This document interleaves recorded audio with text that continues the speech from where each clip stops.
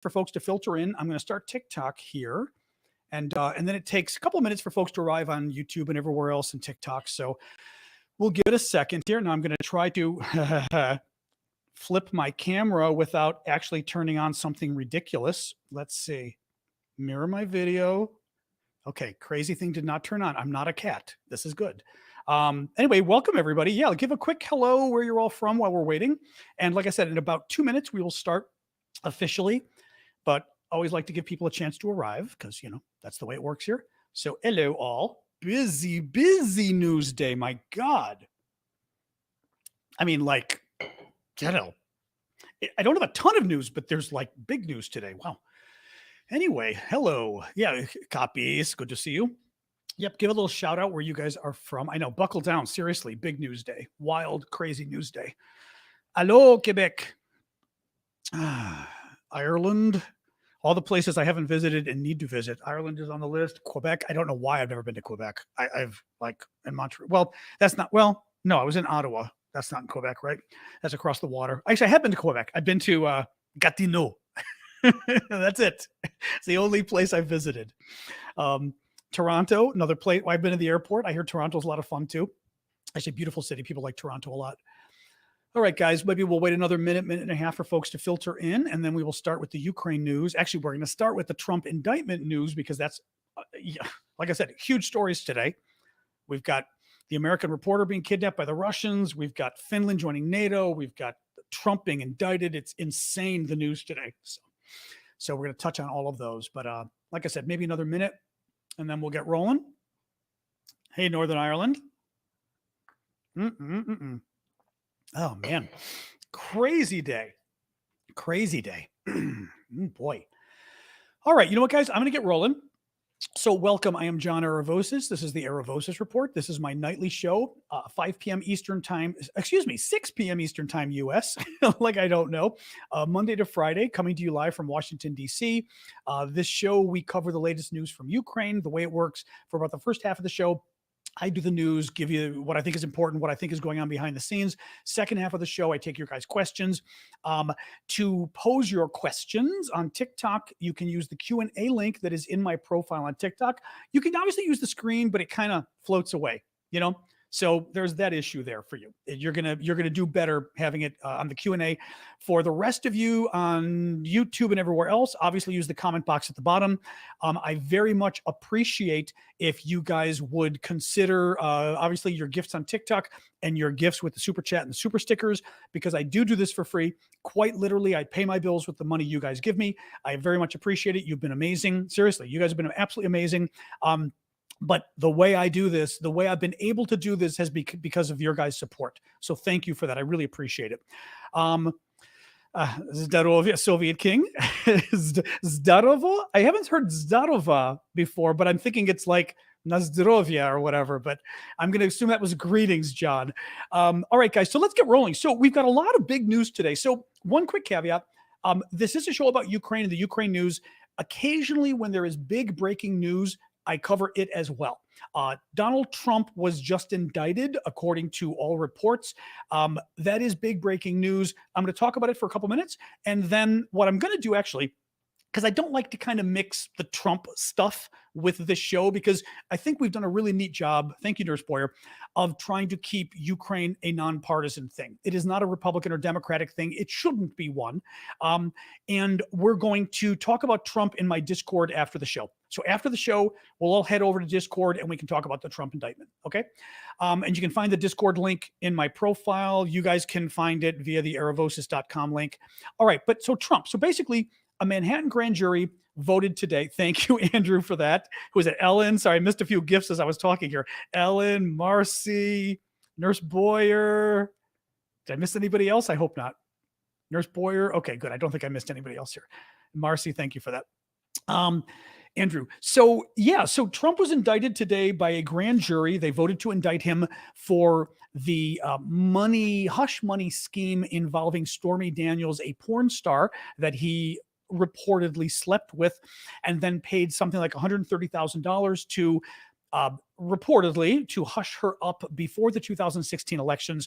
I mean, I kind of laugh in retrospect because, with everything Trump got away with in many ways, would people really not have voted for him because he slept with a porn star? I mean, maybe then they wouldn't have. Now, I think Trump could have murdered a porn star and he'd probably get more votes, But in any case, it's that scheme. It's very complicated, the indictment, because the whole issue revolves around a they didn't declare. It's really confusing here. I've even writing it down, but bottom line is they're trying to tie the indictment to the election and saying it's the hush money, saying it wasn't just that Trump used campaign funds to pay this, I believe, and didn't declare it basically lied on the campaign forms as to that you've got to submit to the federal government about what the money was, but then he used this in order to influence the election, which means it's an election contribution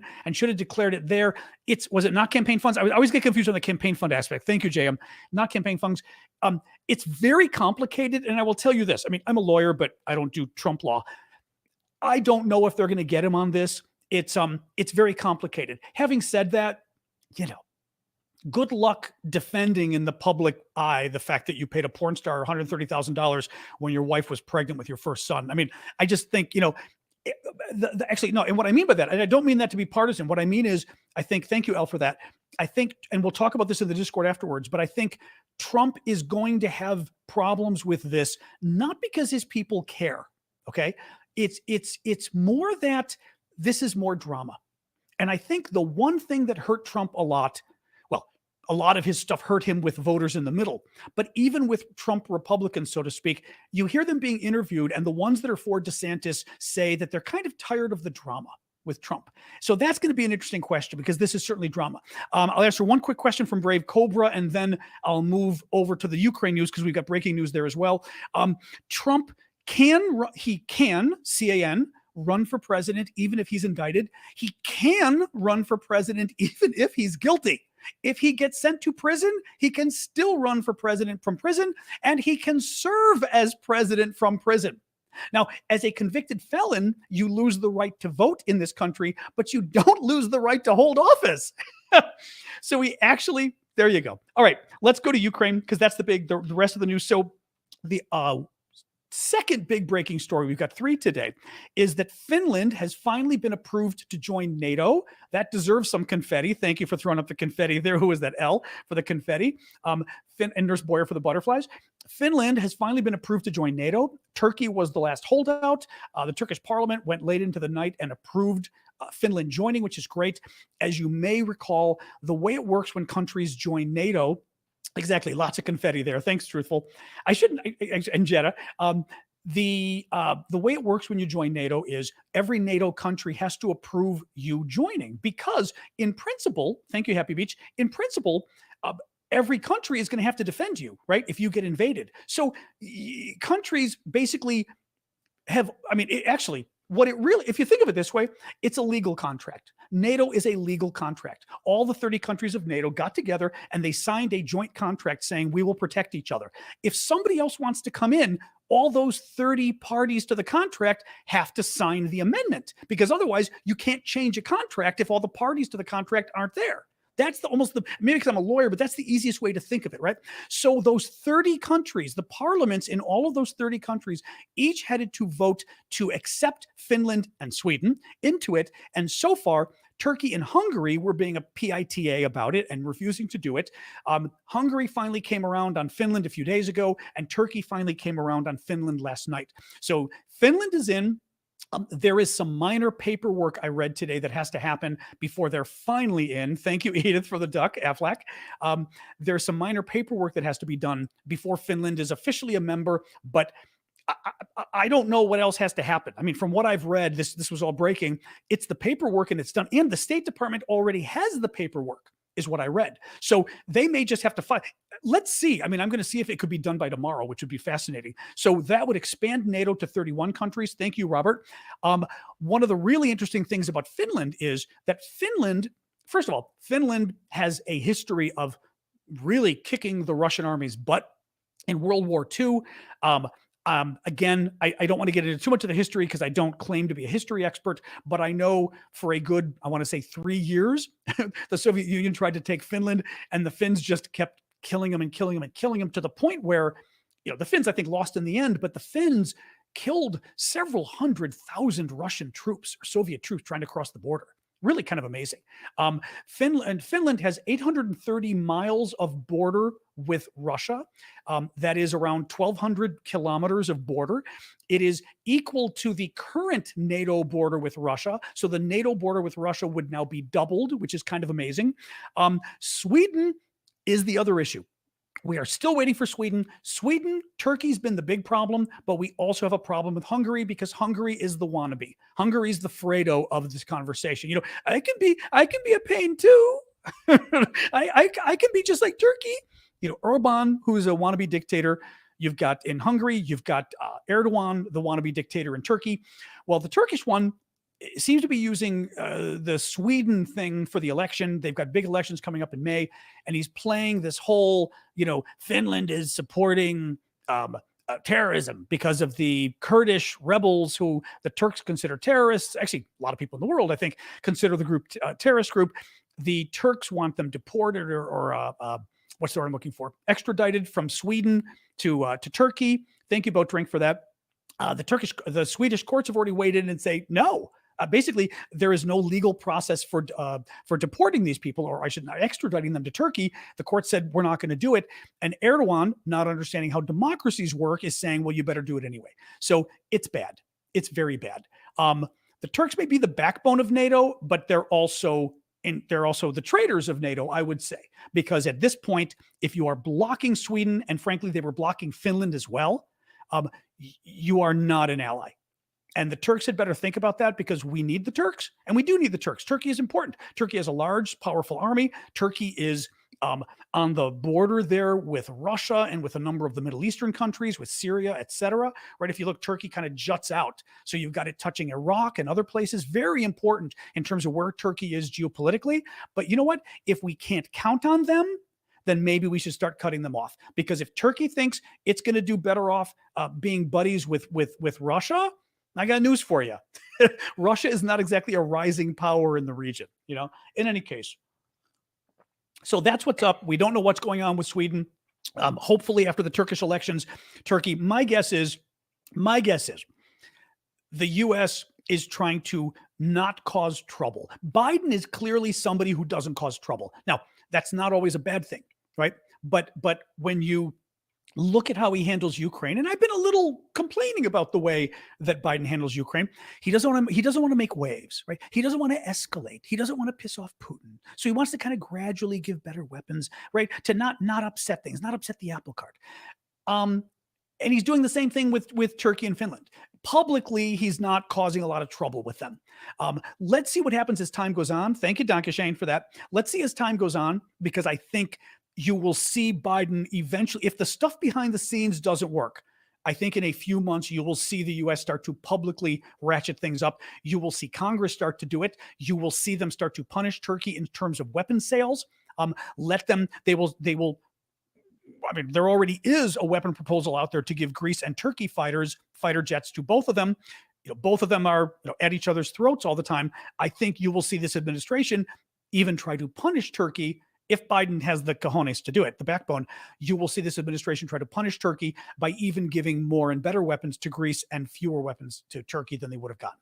Let's just see.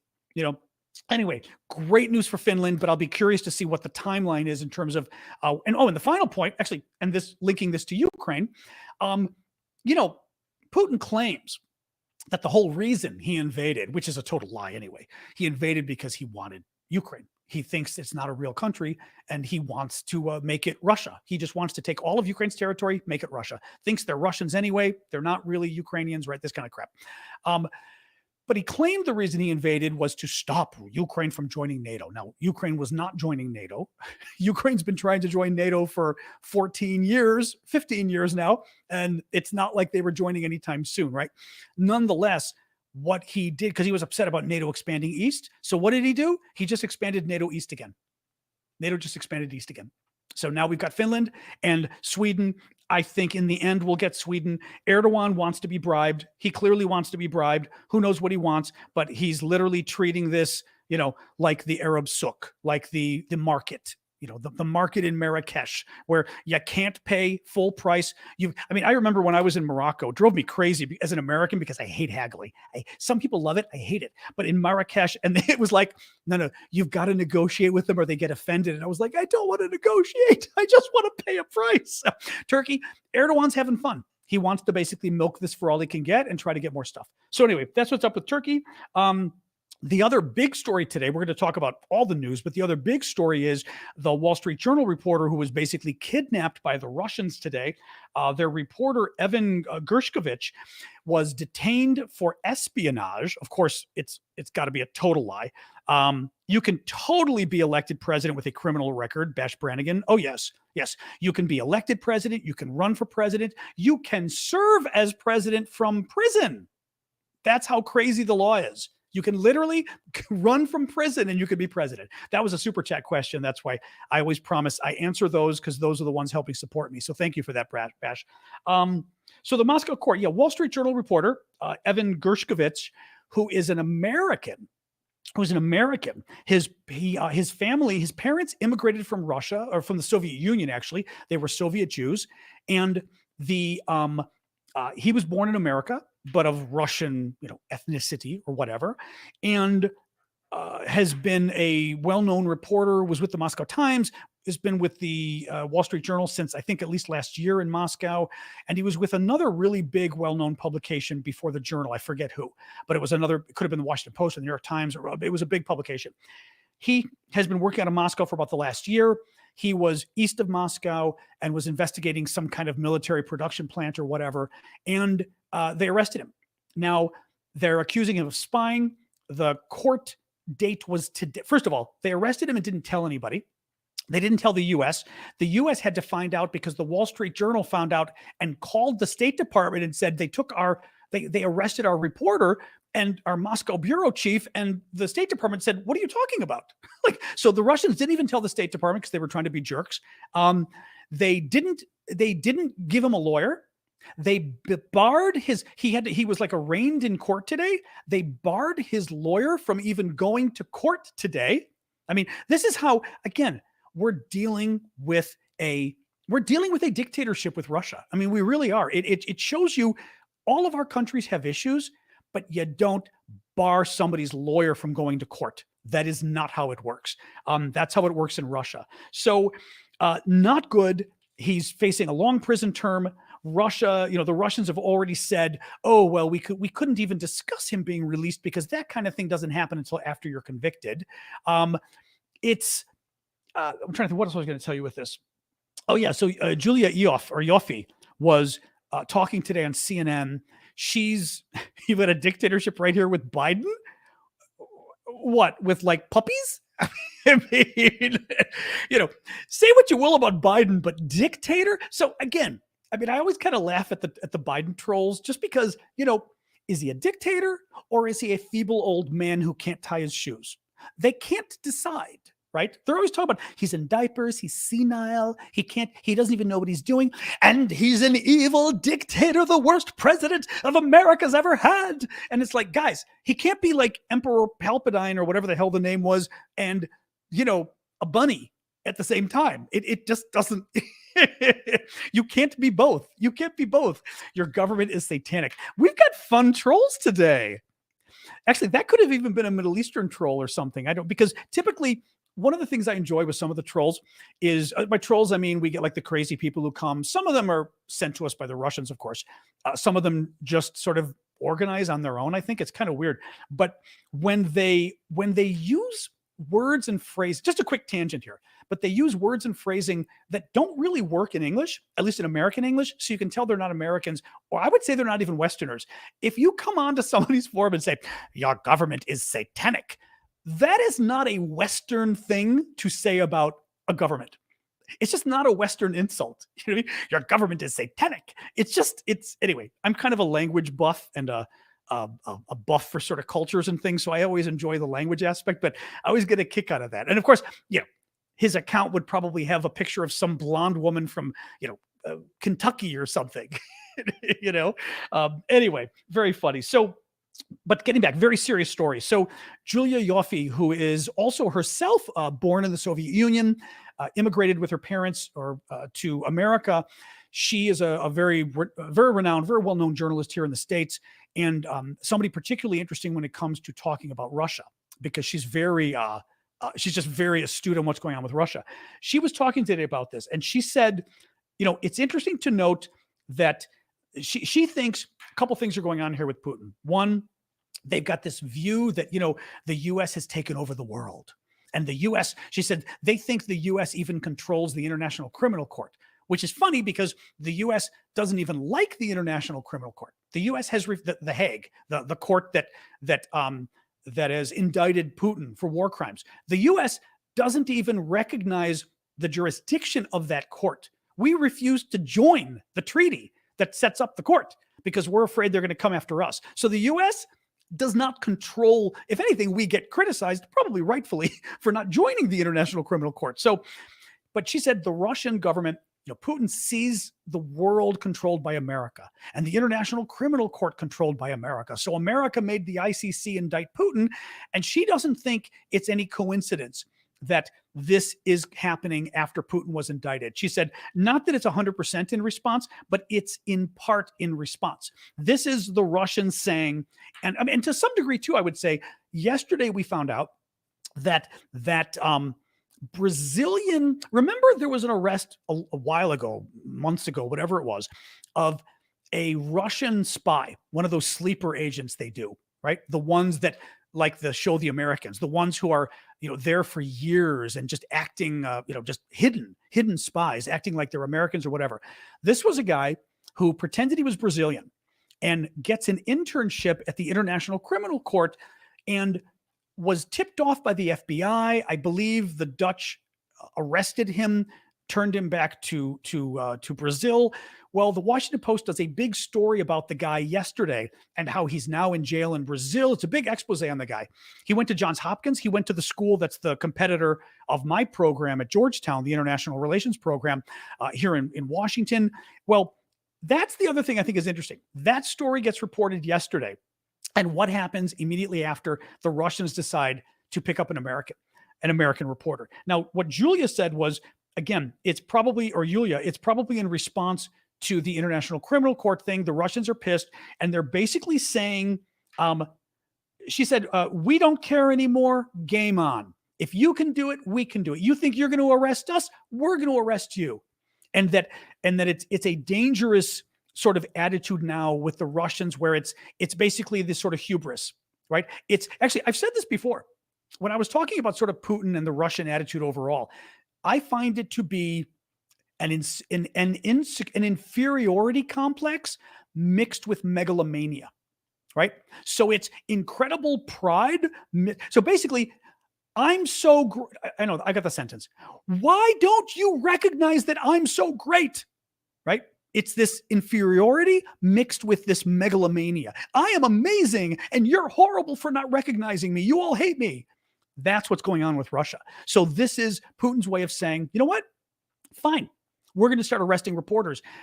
Very dangerous. Now, I will say, Julia, a number of people said today, actually, now the State Department did come out today and say that they had already told Americans not to stay in Russia. But they came out today and added anybody still working or residing or traveling there should, quote, depart immediately. At this point, I've got to say, I'm a little annoyed myself, actually. Here's the thing, okay? When the whole issue happened with Brittany Griner, who was the female basketball star that got arrested by the Russians, I was not thrilled that I think in retrospect, she probably did bring drugs into the country. She didn't sort of give any clarifying statement afterwards. I thought afterwards she would issue a statement and go, it was under duress. I didn't do anything. They threatened me. I had to confess, but it wasn't true. She didn't say anything afterwards. To me, it means the confession was real and this woman brought drugs in. I don't care. She says it was a mistake. I just don't believe it. I just don't believe it. Nonetheless, I felt at the time I wasn't. What do you do? She's a black woman. She's a lesbian. She's a woman. These are all categories that the Russian, and she's an American. These are all categories that the Russians were going to have a field day with. They sent her to basically a prison camp, a labor camp in the the Far East. It would have destroyed her. I don't know that you had a choice but to get her out. But I said at the time, anybody staying in Russia, sayonara, good riddance, right? If you stay in Russia, thank you for the gift there, user, for the flowers. If you decide to stay in Russia now, I felt like we should have said publicly, we're writing you off. Anybody who goes to Russia, who's an American, unless you're with the CIA or the U.S. government, we're basically, you need to be there. You're gone. I am not thrilled. The press took they took their basically their reporters out of Moscow, out of Russia when Russia invaded Ukraine, and then they moved them all back.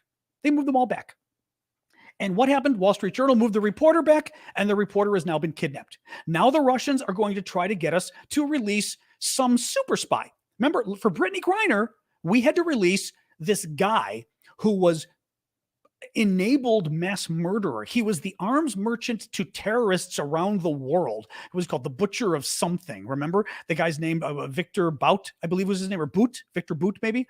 And we had to release a really horrific man because Brittany wanted to work in Russia and make $250,000 or whatever it was. I'm not thrilled about that. Merchant of Death. Thank you. Oops. Yep. Merchant of Death. The fact that newspapers decided to send reporters back to Russia when we knew that Russia was abducting Americans for play, and they thought, well, he wouldn't dare arrest a journalist. Why wouldn't Putin arrest a journalist? Why wouldn't he? Right? Give me a break. The man's literally committing genocide. The man is literally stealing children from their parents and putting them up for adoption. He's literally trying to wipe out a country. And you'd think, well, okay, it's one thing he's trying to eliminate 43 million people in their entire culture, in their entire country, but he wouldn't arrest a journalist.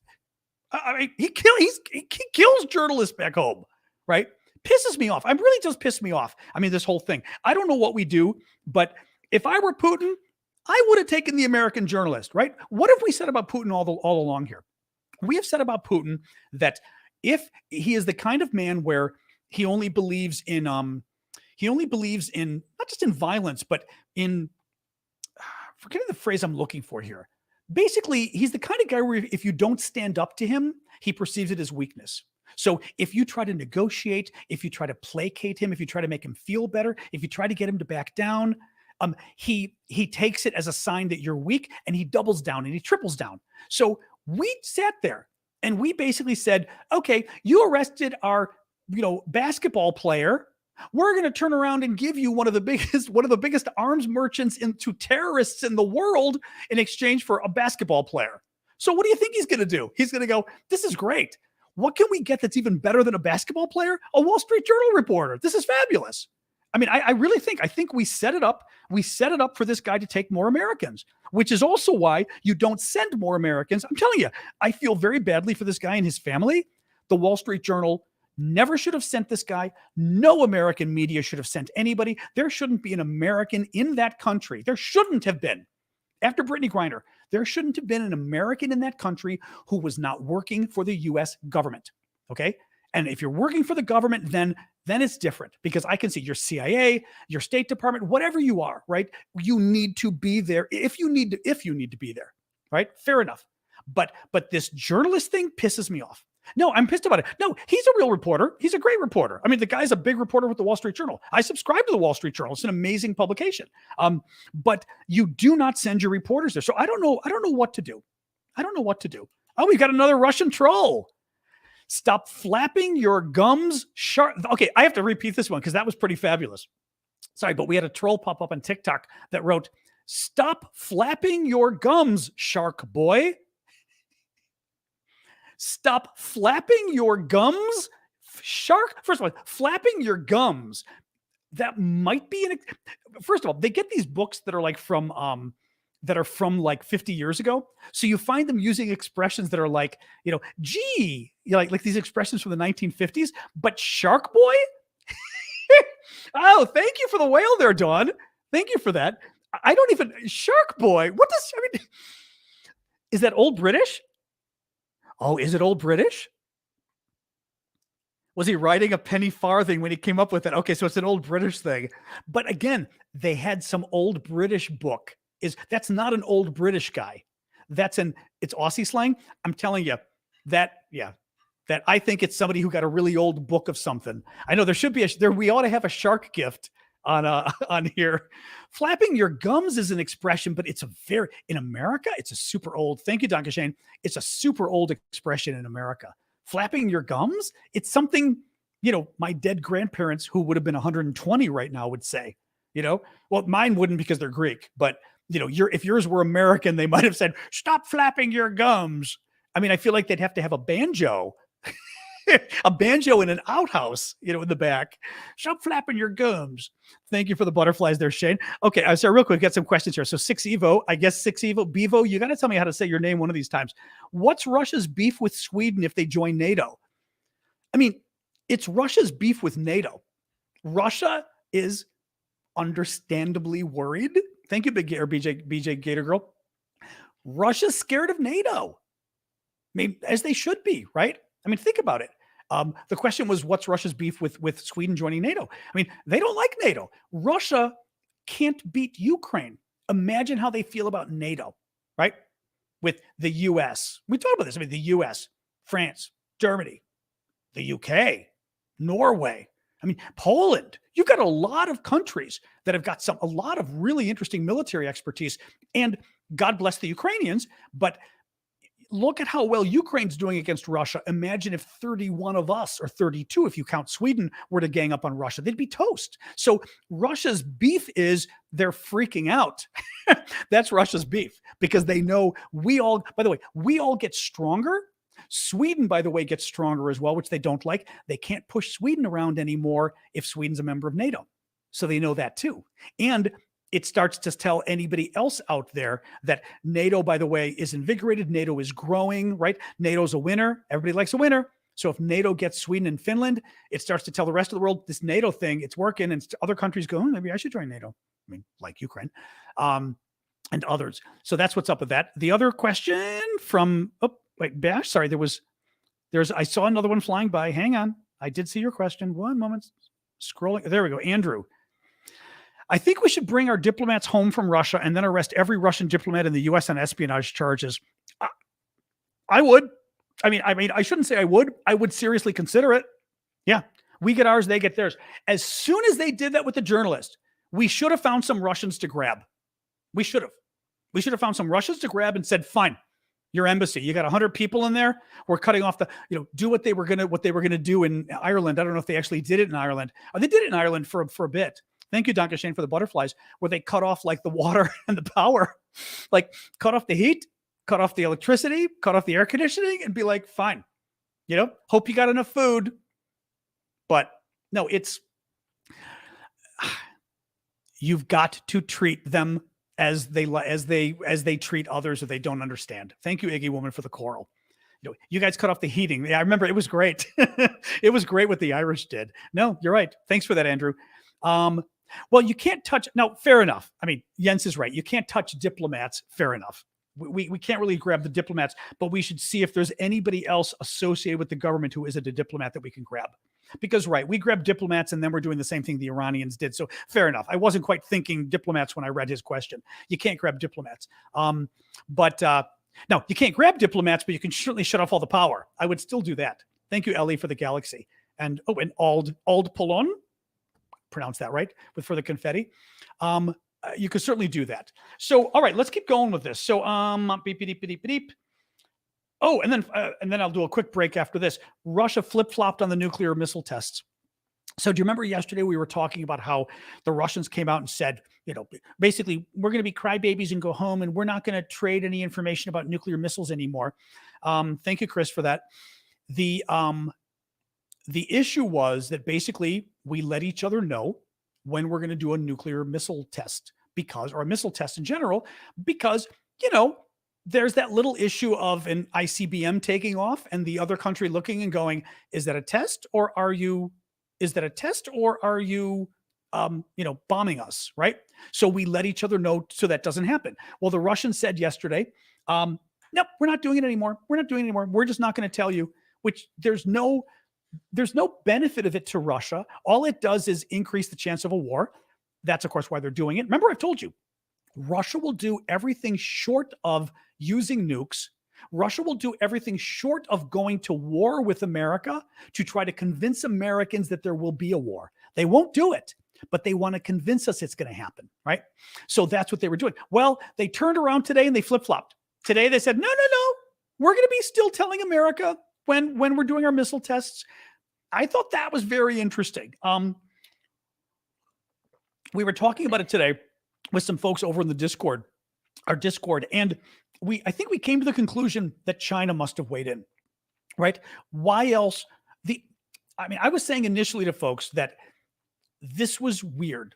Russia would not change its mind on this within one day because they realized it was a bad idea. They didn't do it because they thought, oh, this is kind of dangerous. They knew that when they did it. Like, they knew it was they knew it was a dangerous idea. That's why they did it. Thank you, Arifa and Teresa. So I think what happened is something, a force majeure, something big from outside came in, and that can influence Putin. Now, what is there from outside that can influence Putin? China. I don't think there's anything else. Jaxie's saying China. I think it's China. If you think about it, Putin really screwed China over after the summit. So Xi, the Chinese premier or president, is in Russia last week, okay? They meet for like two and a half days or whatever. Thank you for the duck there. Who was that? Lee? Oh, Leash. Thank you for that. And Jeffrey for the TikTok. They meet last week. They issue a document, which they always do after a summit. And the document, among other things, is talking about nuclear stuff. And it's saying how, nuclear weapons should never be, nobody should threaten or use nuclear weapons. They shouldn't be spread to other countries. So what did the Russians do last week? On 7 different occasions, the Russians threatened nuclear war, basically threatened nukes to the West, violating the whole thing with Xi. The Putin this last weekend promises to move nuclear weapons into Belarus, the other dictatorship country there, again, violating the statement he signed with Xi. And then what was the other one? Belarus threatening nuclear war 7 times.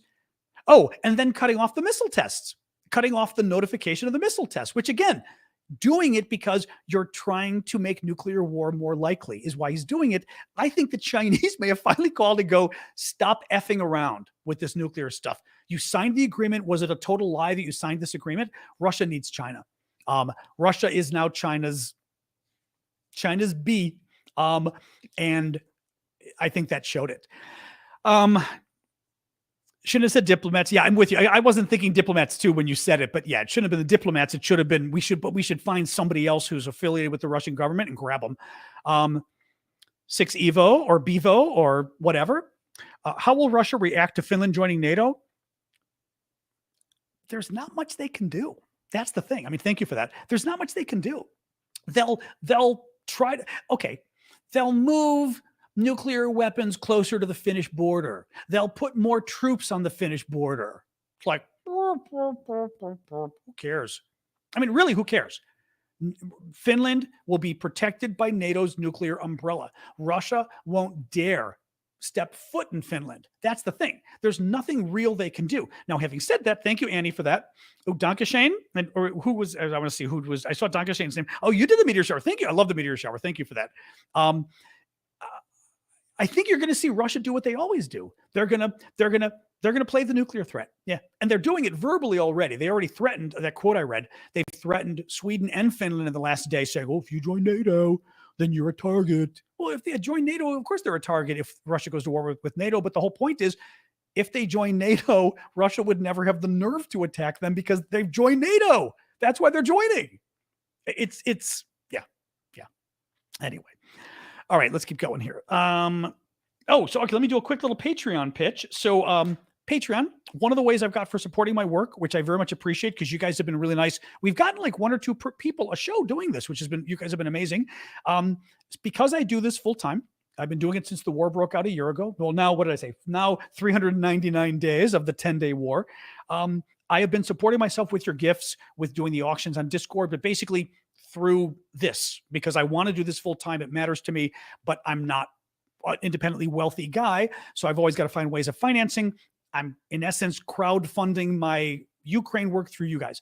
One of the ways I do that is with Patreon. Patreon, I won't give you the long spiel, but it's a very neat way that you can help creators out there on TikTok and elsewhere, frankly. Patreon directly has a lot of cool creators, and you can donate a certain amount of money per month. It'll set it up automatically, and that way, you don't have to think about it. But as soon as you want to cut it off, you can also cut it off. You're not in a commitment. We're not dating. But it's nice. And it's a way to support me. And it's a way for me to know how much money's coming in each month to pay the bills, which is also really helpful. So as I always say, if you can afford it, if you can't, it's not a problem. This is free. If you can afford it and you like my work and you've been watching for a while, consider going over to Patreon, patreon.com. /Aravosis. You guys have it at the bottom of your screen. For you guys, you can find the link in my profile on TikTok. That link in my profile takes you to all of my links. And go there and consider signing up. The other added benefit is if you become a $5 or more Patreon donor, it makes you a VIP member of our Discord. And the Discord's free, but the VIP members get a special auction area, and you also get a weekend hangout with me every Saturday morning at 10 a.m. Eastern, just like the paid subscribers on TikTok. So thank you for that, all of you. Thank you, Jazz Diamond. So it's patreon.com/Aravosis. A couple more stories and then we're done. British Ministry of Defense reported today that Russia is having a new 400,000 man mobilization. Now, basically, they're going to try to get 400,000 more men for their military. I think this is the kind of thing that you should not be worried about. And here's why. Sip of water. So, I mean, okay, first let me tell you how they're going to do it.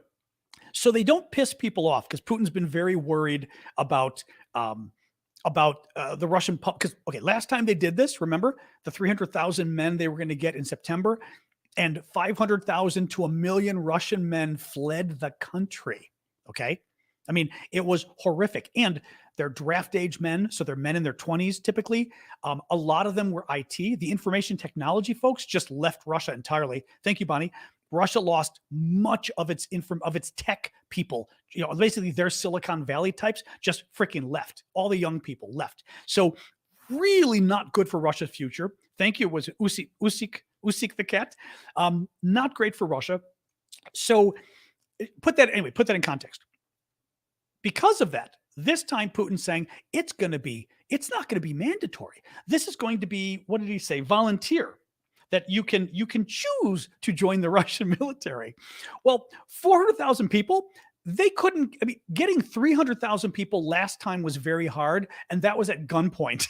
Basically, remember they finally went to like universities. They went to and by the way, universities were exempt, but they went to universities anyway. They were hiding out in people's apartment buildings in Moscow at like 6 a.m. in the apartment building, lobby, and these guys would come down to go to work, and they would grab them and make them join the military. Thank you, B Jump, for that. They what was the other one they did? Oh, metro stations. They did the subway stations in Moscow, right? Volunteer or die, Nancy's saying. That's exactly it. The subway stations in Moscow, they were standing in the doorways and they'd grab anybody who looked young enough to make sure they signed up. I don't know. Thank you, Ellen. I don't know how they think first of all, okay, they were not able to get enough guys last time. They obviously had to force it. How are they going to get guys that last time they couldn't get 300,000 without forcing them? But this time, after everything everybody knows about how the war is going, okay, this has now been 6 months, 6 or 7 months, 6 months in September, October, 7 months in September.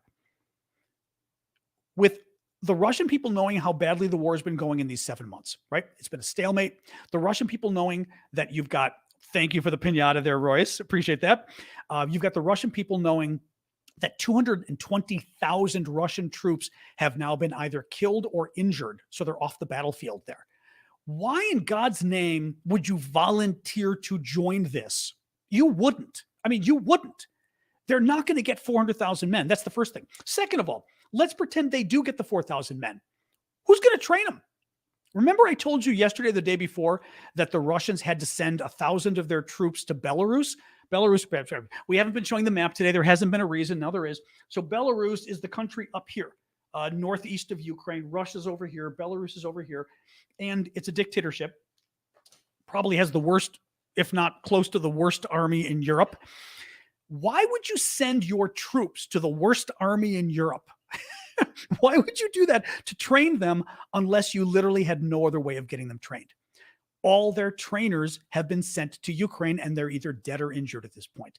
How are they going to train 400,000 more men? Who's going to train them? How are they going to feed 400,000 more men on a daily basis? That's 1.2 million meals a day. These guys will have to be fed. How are they going to do it? Remember when they first invaded Ukraine, there wasn't enough food. We had Russians literally saying they haven't eaten in 3 days, right? How are they going to do that? What some of the other stuff I had here? Oh, guns. Remember, they didn't have enough guns for these guys. Some of the guys didn't get guns. Some of the guys got guns but didn't get ammunition. The ones who got guns, they were given guns that were rusted, guns that hadn't been used in decades, and had certainly not been kept up. Rusted guns. They didn't have sleeping bags for them. They didn't have socks. They didn't have gloves. I mean, what are you going to do? There is no way that they can handle 400,000 new men. They can't train them, and they can't even equip them. Now, what they can do, which they've been doing, right, using them as cannon fodder, basically saying, we're just going to, it's World War I, and we're just going to throw you and have you run and run and run. I think at the end of that movie, the, what was it? Academy Award nominee that I was watching. What was the, I'm totally spacing out. Thank you, None, for the pledge on Patreon. I appreciate that. All Quiet on the Western Front. And they show in that movie, especially at the very end, how the Russian officer decides that there's like 15 minutes left before the ceasefire kicks in at 11 a.m. or whatever it was. And he's going to make his troops run and make his troops run and get all the land they can. And he sends them straight on into the French, and just straight on. And these guys are getting killed. That's what the Germans, I'm sorry. Did I say Russians? Germans. Yeah, I meant Germans. Sorry. Yeah.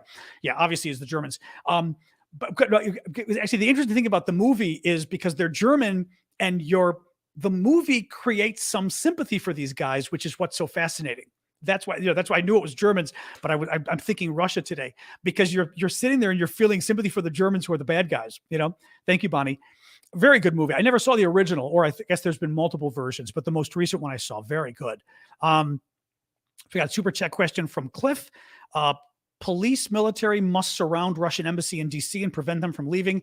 Russia is out of control and cannot be talked to. Biden's still scared. I mean, the one issue is, as we said, you do have to be careful how you deal with diplomats. Now, Russia doesn't care, of course, but we don't want to be the bad guys with diplomatic immunity. I can appreciate that, but I still think we should find a way of doing something. Beep. Oh yeah. So what else was I going to say here? So the 400,000 volunteers. Anyway, there you go. I just don't know how you do any of this. Oh God, I do have a lot of. I've got a lot of. It's okay. I've got a lot of news tonight. So let's see. Really quick. General Milley, the chairman of the U.S. Joint Chiefs of Staff, weighed in about Bakhmut, which is the Ukrainian town in eastern Ukraine, all the way over here. Bakhmut is the town where they've been fighting like crazy for going on 8 months now, I guess. Happy Beach family, thank you for the gift. Go for about 8 months now. The Russia has made very little progress. They control like 64% of Bakhmut. I mean, it's a town that doesn't matter. Well, General Milley weighed in this week, I think 2 days ago, 1 day or 2 days ago, and said the Russians have not made any progress whatsoever in and around Bakhmut. Thank you, Leanne, for that. He says, so it's a slaughter fest for the Russians. They're getting hammered in the vicinity of Bakhmut, and the Ukrainians have fought very, very well. So he's saying from the American position, the Russians haven't gotten anything out of this, like nothing at all, which is kind of amazing. And then finally, this is my last one. I've got two more really quick. Prigozhin. So Prigozhin weighs in. Prigozhin weighed in really bizarrely about that poor guy that got sentenced to jail because his daughter drew the picture. Listen to this. You remember the story. You probably have heard it by now. A Russian man, his 12-year-old daughter last year, draws a picture of a Ukrainian flag and a Russian flag side by side. Above the Ukrainian flag, it says Slava Ukraini, which is glory to Ukraine. It's sort of like this Ukrainian slogan that all the Ukrainians say. Zelensky always says it whenever he does his broadcast or talks to foreign governments, etc. And above the Russian flag, she writes, no, no to war, or no war, something like that. It must have gotten posted on social media or something. The Russian government flips out. They take her away from her father and put her in an orphanage. They arrest the father. He's not allowed to even see the daughter. And just this week, they convicted him 2 years in prison. He was on the run because he was under house arrest, so he fled. The problem there is I believe they captured him yesterday, I read. And it's a horrific story. Well, Prigozhin, who is the billionaire oligarch, the billionaire who was very close friends with Putin, but also runs the Wagner mercenary group, the group of paid fighters that the Russians are using in Ukraine. And he's had a lot of run-ins with the Russian government because he's been very critical of the Russian government in the war. And, who's in charge of the war? Vladimir Putin. So it's been very strange. Well, yesterday I told you that there was some analysis that he appears to be challenging Putin for the presidential election in 2024, which you'd think would be a rather dangerous thing to do in Russia. Well, today or yesterday, not yesterday, 2 days ago, because we just found out about it. 2 days ago, he signs a letter along with two other heads of the Wagner group, his mercenary group, writing to the local prosecutors who prosecuted this father, okay, and sent him to jail for 2 years, writes a letter and says the 2-year sentence was unfair, that he's thinking of the girl being in an orphanage and how a number of the Wagner troops, when they get killed, their children's go into orphanages. And he's trying to sort of do this larger tale about how, empathetic he is or whatever. He suggests that they check the legality of the sentencing. And listen to this, recommends that Wagner-affiliated lawyers participate in the case on the side of the father. I mean, how's that for weird? So he's offering up his lawyers to help the man, to basically prove the government overreached. It's a weird story. I mean, it certainly, he's taking on the government. He's saying the government's being unfair. He's saying criticism of the war is unfair, which is kind of weird because he was one of the most vocal supporters of that new law they passed that said, 15 years in prison or whatever for criticizing the troops. He's playing, again, if you follow politics, this is politics. This is, I'm in favor of supporting Ukraine. I'm opposed to supporting Ukraine. I'm in favor of Ukraine. I'm opposed to Ukraine. It's a politician running for office trying to get elected is what you're seeing here. Very strange, very dangerous for him. I'll tell you about my Discord and then one last story.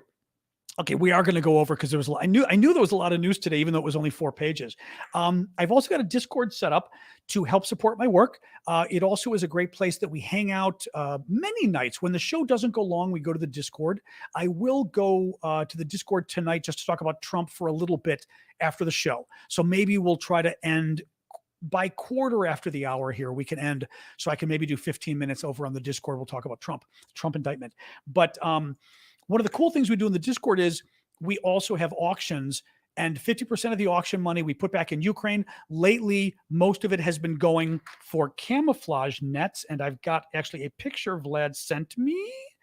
Vlad sent me a picture today of more of the Ukrainian soldiers and their the latest camouflage net. Hang on a sec. Pull this up.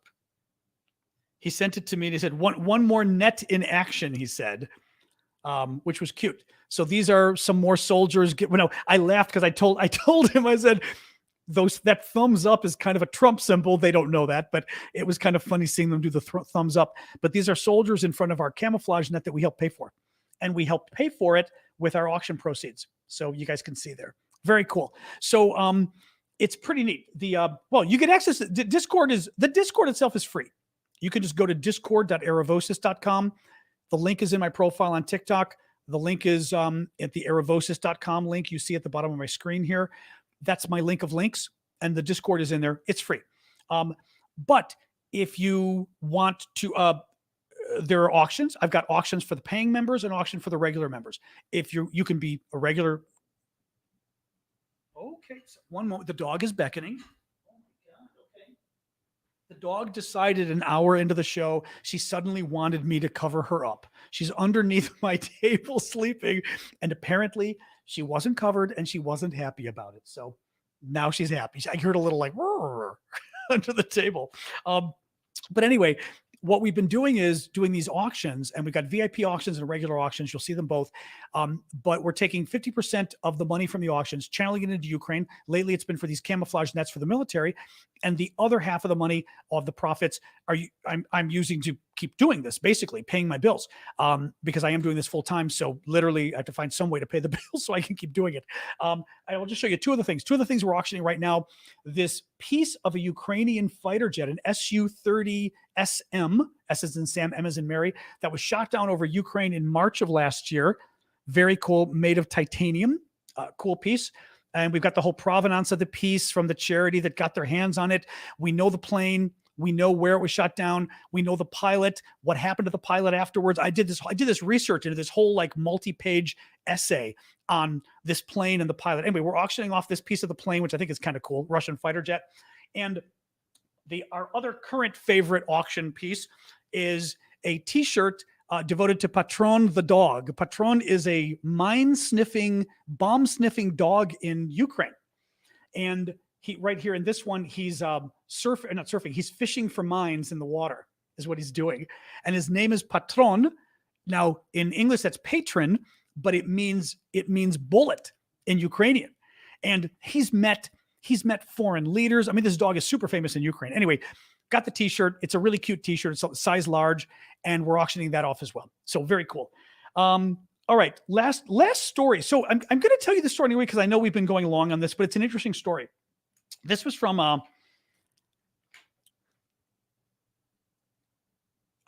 I think this is from Institute for the Study of War. Listen to this. Ukraine is moving multiple military convoys with identical license plates. No, this is from the Brits. This must be from Sky News. Ukraine is moving multiple military, I can tell because things are spelled wrong. Multiple military convoys with identical license plates and markings to confuse Russian intelligence, a retired separatist colonel has suggested. It is noted that in a short period of time, tellingly, the same military vehicles and armored equipment of Ukraine armed formations are passing through communities. The vehicles have the same license plates, and the towed howitzers have identical distinctive identifying features acquired during their use. So they seem to be, it sounds like what the Ukrainians are doing, which is freaking brilliant, is they're bringing in vehicles of like artillery and stuff like this, but they're using the same license plates on multiple vehicles. They're even marking the vehicles like they've been damaged in war and doing the same mark on multiple vehicles. So the Russian spies can't tell what's what, because then they're like, how many are there? I love it. It totally cracked me up. I thought that was absolutely brilliant. Anyway, that's it for the news. We will go to Q&A now. I've also got a store set up, store.aravosis.com. We've got a lot of cool Ukrainian t-shirts, including 2 new designs we just put up that are really cute. Check them out, store.aravosis.com or just aravosis.com. You guys can use the link in my profile. All right, let's go to questions. I mean, we've been doing questions anyway, the super chat questions, but now let me jump to some TikTok questions as well for you guys here. All right, TikTok. Hang on here. Let me pull up my glasses. Oops.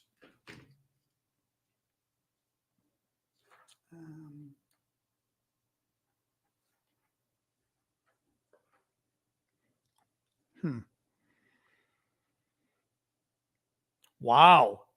Okay, that's interesting. Elizabeth is saying that there is currently a blizzard in Bakhmut. Bakhmut is the town in eastern Ukraine that the Russians and the Ukrainians have been fighting over for 8 months, and it's been really bad. I mean, it's been really bad for the Russians. The mugs already sold. She got them today. She sent me a nice little note. The mugs arrived fine. She's very happy. They look beautiful. She's going to use them on the show. She's waiting to get paper clips. They're going to be her paperclip mugs, so they're very nice. So there's currently a blizzard in Bakhmut experiencing almost 1 foot of snow. I know this will hamper offensive, but what does it do to supply lines? That's exactly it. It does both, I guess. Because this is the same thing like what the mud does, right? It makes it harder for the guys advancing because they've got to actually advance. So how do you advance through snow? But if you're dug in, you need to get supplies. So how do you get supplies, right? You've got to get food and water and more ammunition and stuff. So, yeah, it would also depend to what it depends what kind of reserves the Ukrainians have as well. I mean, do they have enough supplies to keep going? If it takes several days or a week or whatever for the snow to get in, for them to get in there. But yeah, that's an issue. Hey, Johnny, thank you. Very generous of you up in Canada. Thank you for your reports for Ukraine. Additionally, thank you. Oh, this is a thank you. Thank you. Additionally, thank you for a lucid and cogent response to Americans, Westerners going to and or staying in Russia. I agree. Obviously, I agree. People need to understand Putin's treachery. Yeah, I feel like I don't want to write somebody off who gets kidnapped in Russia, but Jesus Christ, what the hell were you doing? I mean, I get it. They're journalists. Don't send your freaking journalists when Russia has said, "Hi, we kidnap Americans and we trade them for really bad spies." No, you don't do it. And by the way, I had read, I think the New York Times was removing its journalists. Every freaking reporter better be leaving Russia immediately. Absolutely immediately. Thank you again. That was very generous of you. Thank you. And sweet and kind of you. Bash Brannigan, how serious a problem is Russian spies in Ukraine? It's a problem. I think it's one of those things where, you don't know, because if they're good spies, you don't know they exist. But the Russian sort of security service or intelligence service, Ukrainian, from what I'd read at the beginning of the war, is very, very infiltrated by Russians or by Russia, right? So they could be Ukrainians who are working for Russia. They've fired a lot of people and everything else, but it's a matter of trying to find them. So that I don't know where it stands right now. I know several months ago it was a big problem. But I don't know now where it stands. I couldn't tell you. But again, the good ones haven't been found because they're the good ones, right? Holly, about the emergency alert system that the UK just introduced to people's phones. Didn't know about that. Do you think they're trying to prepare us for something potentially? My guess is it's kind of like not spending enough on your military, and all of us, well, Europeans at least, not spending enough on your military. All of us not preparing enough for a war in Europe, thinking wars in Europe were over. And I think my guess is Sunak came into office, or maybe even Boris or somebody else, and kind of said, wait a minute, we don't have any modernized, system to notify our populace of a bombing campaign, or I don't know what, Russia decides to bomb us or whatever. And they probably said, well, no, because that went away in 1991 when the Soviet Union went away, right? Who's going to bomb London? I mean, terrorists could bomb London, but literally no one was going to come and bomb London, right? By air. That wasn't going to happen. Now you have to worry about it again, even if it's a small chance. But my guess is they probably let the civil defense stuff go away, thinking it wasn't going to be a problem. Yeah. Brave Cobra is saying they have a system like that in Belgium for years. But I think if you think about it, I can understand why governments might have thought that system was antiquated. Because they might have thought, the Soviet Union's gone, Russia's not going to invade, we don't need it. So all I'm saying is it could be a simple case of your government said, you know what? We really need a system like this. It's a small chance, but we need to have a system like this. And that's why they're doing it. Yes, Cheryl is mentioning that Mark Hamill is doing Ukraine alerts. The alert that happens on the phone, letting them know that they've got to get to, bomb shelters or whatever, incoming missile alerts, whatever. It's Mark Hamill from Star Wars fame, Luke Skywalker. And when the all clear goes, he gives the all clear and then says, "May the force be with you." So it's very cute. Yeah, I was reading about that the other day. He's great. I mean, he's just wonderful. William, thank you for that. That was very sweet of you on Patreon. I appreciate that. Let's do a few more questions because, like I said, I was going long today. I apologize.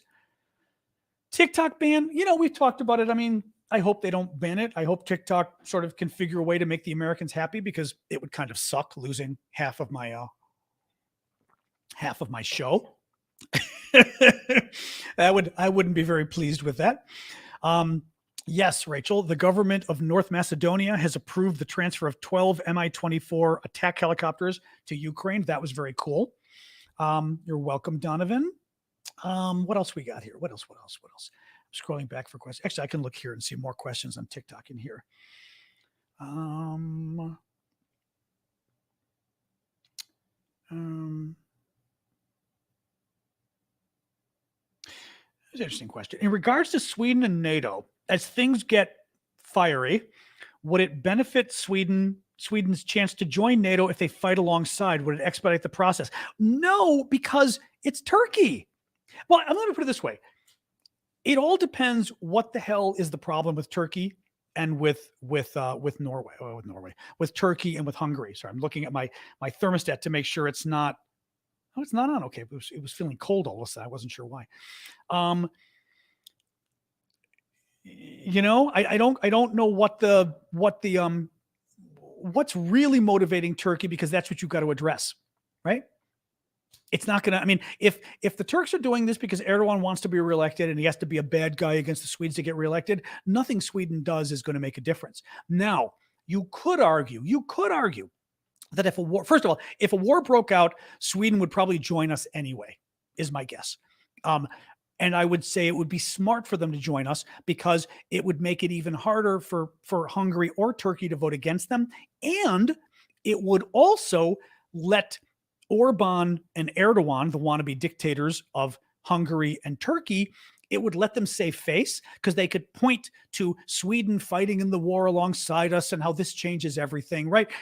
So it actually wouldn't be it would probably be smart for Sweden to do it, but I don't think it's going to happen. I don't think we're going to have the war with them, really. What do we got here? What else? Let me see. Elections in Turkey in May. Yeah, the elections in Turkey are in May, mid-May, I think. So Erdogan's probably playing games, we think, looking forward to those elections. Thank you for the butterflies. There was a Carmel.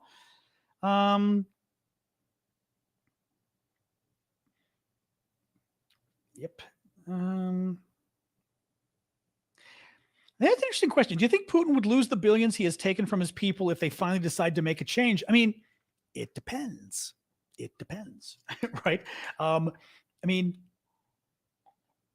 define if Putin gets overthrown or there's change. If he's killed, he can't use his money. If he's overthrown, he might not be able to use his money. The issue would become, I mean, it's an issue of the Russian government and whoever overthrows him or changes the government, but it's also an issue for people abroad. For example, you could have a situation where we talked about this the other day, people really want Putin to leave.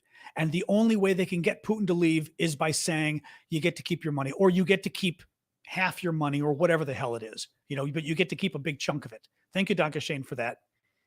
I mean, that's the way that I could see Putin keeping his money, because it's part of a deal for him to get out. But, it kind of depends. I mean, I'd be curious whether I haven't heard a lot about this, whether we've been able to access Putin's money. We know that we've been able to freeze Russia's money, but have we been able to freeze Putin's, or is it so well hidden? And by the way, a lot of it could be hidden with the oligarchs themselves. He could have given them $1 billion or $10 billion each and said, but half of that's my money and I get it back, which means it might be untouchable unless we're able to get the oligarchs too. Excuse me. So that's the thing. Yeah, I mean, Michael's saying, I bet his money is all in obscure Panamanian accounts and the like. That's the thing. Unless his money is just hidden in such a way that there's just no way to reach it for us, What else? We'll do a few more questions, and then we can go to Discord and talk about Trump's indictment, because I don't like to combine I like this to sort of stick with Ukraine here. No. It gives me hope that Russian forces will be spread thinly and a Ukrainian counteroffensive will be successful. Hopefully. I mean, what was I reading? I was reading that I think it's Bakhmut, that the Russians are having a very hard time with logistics there. Big surprise, because the Russians suck at logistics, but basically supplying their troops through there, and they're not. So yeah, this counteroffensive by Ukraine, I will say this too. The Ukrainian government has been talking about their counteroffensive, and they're even kind of saying, oh yeah, we're going to have 2 or 3 of them, and all of that's misinformation. All that's misinformation. So I wouldn't believe anything the Ukrainian government says about giving us details about their counteroffensive. It would be stupid for them to tell us. They're doing it to mess with Russia. That's the only reason, I think. Wow, you were who was this? Scott. I was in southern Ukraine 3 months before the invasion. Huge country. Wow. It is bigger than I realized. Like once you look at it, you zoom out. Let me look here really quick again, because I remember thinking it was a small country compared to Russia, and then I looked and I was like, it is small compared to Russia, but it's not a small country, is the thing. Yeah, Ukraine. I'm looking here. Ukraine is like the border from I would say the eastern Slovak border, the size of oh my God, the eastern Slovak border. Oh, it's further than that even. Hold on. That's, let me see, 200 miles, 2, 4, 6, 8 maybe. 2, 4, 6, 8. Yeah, I would say like almost to certainly Strasbourg. It would at least be from eastern Slovakia. We're at the very easternmost Slovakia to Strasbourg, maybe even further than that in France. I mean, it's enormous. It's enormous. So that would be 1, 2, 3. It would span three, and it would span into a fourth European country. Is how big Ukraine is east to west. I mean, absolutely huge. Hang on, now I can lower the lights a little. Interesting. Sorry, Kef is saying on Twitch, Trump will surrender to the district attorney next week, according to his lawyer. Yeah, that's a whole issue too, of how that's going to work. No, we're talking about Trump in the Discord. I'm not getting into Trump right now. This is our Ukraine time. We don't want to get into politics, right? We don't want to get people upset back and forth here. So let's do that. Let me look for one more question here on TikTok, and then we will I'll do the recap, and then we'll go over to Discord. Well,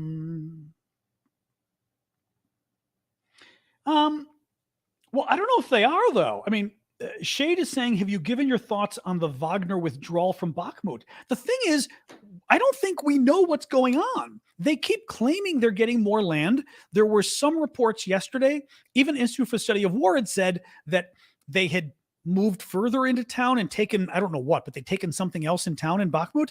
Then at the same time, you had General Milley, our top uniformed U.S. military officer, saying that the the Russians haven't advanced at all in Bakhmut. So I don't know that we know. I don't think they're withdrawing yet, though. Although, having said that, there was discussion of the Russians having taken some of the men, the Wagner men, I think, in Bakhmut, and moving them to Advivka.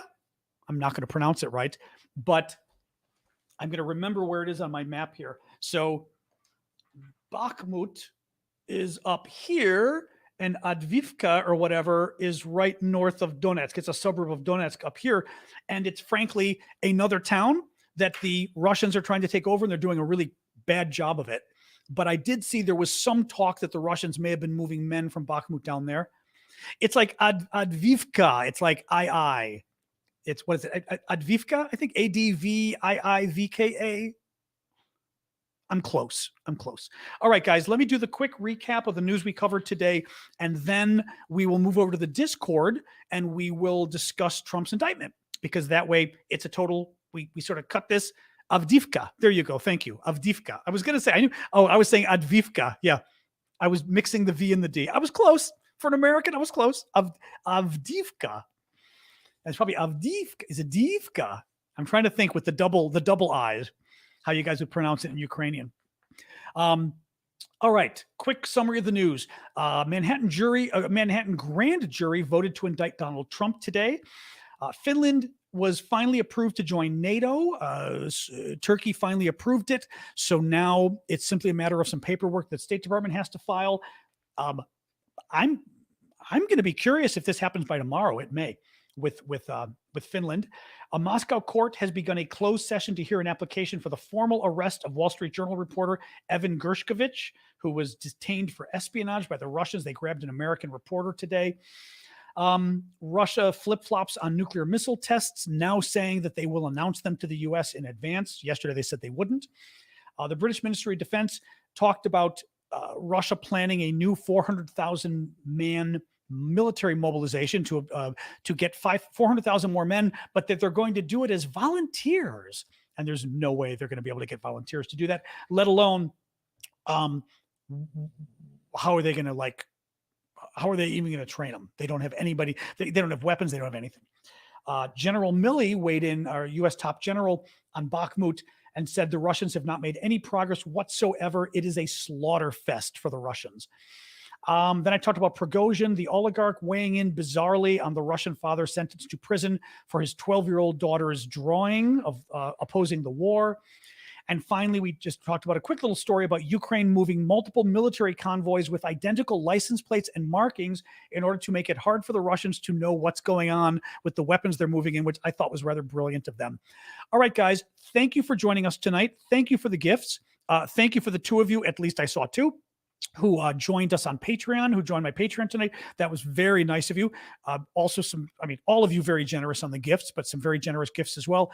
And mods, I just simply assumed we were going to have fun tonight with the trolls on TikTok, because the top two stories were Finland joining NATO and Trump getting indicted. That's like a recipe for trolldom. So thank you, guys. I was trying to avoid looking at it, but you handled it well. All right, guys, we're going to go to Discord now. We're going to talk about Trump's indictment for maybe 15, 20 minutes. The Discord, you can find the link in my profile on TikTok. Click that link and you'll find my Discord link, or just go to discord.aravosis.com, my last name. You guys, aravosis.com will get you, or discord.aravosis.com. Otherwise, and when you get over there, if you're new, you've got to click the README. You've got to read the thing. You've got to click the box at the bottom that says I accept the terms. And then it opens up the Discord. And on the left, all the way at the bottom, you'll see John's after party. We will be in the after party. I will be speaking. The rest of you will be typing. All right. See you guys there. Get rolling. All right. See you guys. Otherwise, I'll be back tomorrow night, 6 p.m. Eastern time, US, for more news. All right. Bye, guys.